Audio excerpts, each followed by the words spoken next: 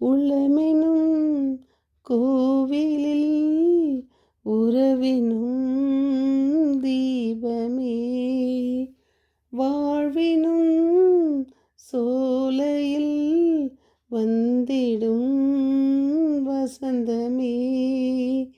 அன்பனே நண்பனே உன்னை அழைத்தேன் வா, ஆன்ம உணவி அருளின் வடிவே அடியின் இல்லம் வா, உறவின் தெய்வமே என்னில் உறைந்திடவா, அன்பின் சங்கமமே என்னில் தங்கிடவா. உறவு ஒன்று உலகில் தேடி அலைந்து நான் திரிந்தேன்,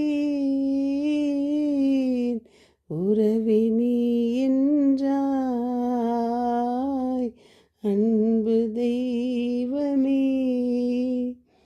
உறவே வா உயிரே வா, எழுந்து வா மகிழ்ந்து வா, உறவே வா உயிரே வா, எழுந்து வா மகிழ்ந்து வா. என் இனிய உறவுகளை, நாம் இன்று 11/12/24 இருக்கின்றோம். நாம் இன்று தூய ஆவியானவரின் அருளில் நமக்கு என்றும் அன்னை மரியா நமக்காக எப்பொழுதும் கரம் பிரித்து காத்து கொண்டிருக்கிறார். நாம் தொடரும் சங்கீத தொடர்ச்சி 60 10 11 12, நீதிமொழிகள் 30 11 10 11 12. இன்றைய வாசகம் இசையா நூலிலிருந்து 40 25 31. எல்லாம் வல்ல ஆண்டவர் சோர்வுற்றவருக்கு வலிமை அளிக்கின்றார். இன்றைய தூய நற்செய்தி வாசகம் மத்தேயு 11:28-30.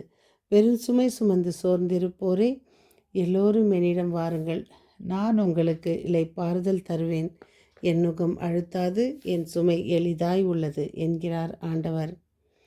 நமக்கு புனித கேத்ரின் ஆஃப் அலெக்சாண்ட்ரியா இவர்களை பற்றி தெரியணும்னா, இவங்கள போல் கஷ்டப்பட்டவங்க யாருமே இருக்க முடியாது. அந்த அளவுக்கு கஷ்டப்பட்டு அந்த அரசன் இவங்க ஒரு பெரிய தத்துவ ஞானி, மறைசாட்சி, 4வது நூற்றாண்டில் வாழ்ந்தவர். இவர் புனிதை அறிஞர்களின் பட்டியலில் சேர்த்து தத்துவ ஞானி என ஒளியில் சிறந்து விளங்கிய விசுவாசத்தின் பாதுகாவலியாக போற்றப்படுகின்றார். இவர் வாழ்வில் சுமையை இறைவனிடம் ஒப்படைத்தவர், அதை சுகமாக ஏற்றுக்கொண்டவர். அவருடைய சுமைகளை எல்லாம் சுகமாக ஏற்றுக்கொண்டவர். வாய்த்தவறி விழும் பேச்சுக்கள் கைத்தவறி விழும் கண்ணாடியை விட கூர்மையானது. யாரிடம் பேசுகிறோம் என்பதை விட என்ன பேசுகிறோம் என்பதை அறிந்து கொண்டு பேசுங்கள். நிம்மதியுடன் வாழ்கிறேன் என யாராலும் எளிதில் சொல்ல முடியாது. நிலவை தூரத்தில் இருந்து ரசிப்பதைப் போல சில உறவுகளையும் தூரத்திலிருந்து ரசிக்க கற்றுக்கொள்ள வேண்டும். சில வழிகள் இல்லாமல் இருக்கலாம். தன்னுடைய செயலும் வார்த்தைகளும் மட்டும்தான் சரியென்று வாதாடுபவர்கள் மத்தியில் அமைதி மட்டும் உங்கள் ஆயுதமாக வைத்து கொள்ளுங்கள். அவர்களுக்கு புரிய வைக்க வரும் காலம் ஒன்று உள்ளது. நம் வாழ்வின் சுமைகளை சிந்தித்து செயல்படுவோம், இதுவும் கடந்து போகும் என்கிறார். இயற்கையோடு இறைவனை இதயத்தில் சுமந்து செல்ல வேண்டிய நாம் இவ்வுலகில் செயற்கையாக வாழ்வியல் முறைகளில் இயந்திரங்களாக மாறி வருகிறோம். பல்வேறு சுமைகளை சுமந்து செல்கிறோம். குடும்பங்களில் உறவு நிலை குறைபாடு, உடல் நோய்கள் சார்ந்த குறைபாடு, பொருளாதார சுமைகள், இவைகள் நம்மை எளிதில் சோர்வடைய செய்து விடுகின்றது. இன்றைய இதற்கு தீர்வு என்று சோர்வுற்ற உள்ளங்களுக்கு வலிமை அளிப்பேன் என்று சொல்லியும் சுமை தாங்கியான இயேசுவிடம் சுமைகளை இறக்கி வைக்கவும் இன்றைய 2 வாசகங்கள் நமக்கு பதிலாக அமைகின்றன. இயேசுவின் மீது நம்பிக்கை வைக்கும் பொழுது புதிய ஆறுதல் பெறுகிறோம். 1 பேதுரு 5:7. உங்கள் கவலைகளை எல்லாம் அவரிடம் விட்டுவிடுங்கள், ஏனெனில் அவர் உங்கள் மீது கவலை கொண்டுள்ளார் என்ற உண்மை வழியில் இயேசுவின் மீது நம்பிக்கை வைத்து புதிய ஆற்றல் பெற்று மற்றவர்களுக்கு சுமை தாங்கியாக மாறுவோம். பிறருடைய சுமைகளை விரும்பி சுமைப்பது பிறருடைய சுமைகளை விரும்பி சுமப்பதில் நாம் மகிழ்வு கொள்வோம்.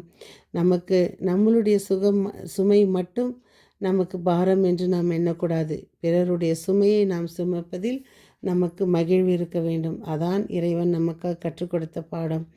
அவர் நமக்காக சுமையை சுமந்தார். அவர் நமக்காக ஏற்றுக்கொண்டார். ஆனால் நாம் அவருக்காக என்ன செய்வோம்? இதோ வரும் இந்த இயேசுவை பிறப்பில் முன்னிட்டு நாம் நம்மை மாற்றிக்கொள்வோம். நம்மளுடைய சுமைகளை இறைவன் மேல் வைப்போம். பிறர் மேல் நம்மளுடைய சுமைகளை சுமத்தாமல் நமக்கு தேவையானவற்றை இறைவனிடம் பெற்று மகிழ நல்ல வரங்களை இறைவனிடம் கேட்போம். இந்த கிறிஸ்மஸ் விழாவில் கலந்து கொள்ளும் நாம் நம்மை தயாரிக்க பிறர் அன்பு, மன்னிப்பு, பிற சிநேகம் என்று வாழ முயற்சி செய்வோம். மீண்டும் சந்திக்கும் வரை உங்கள் அன்பு தோழி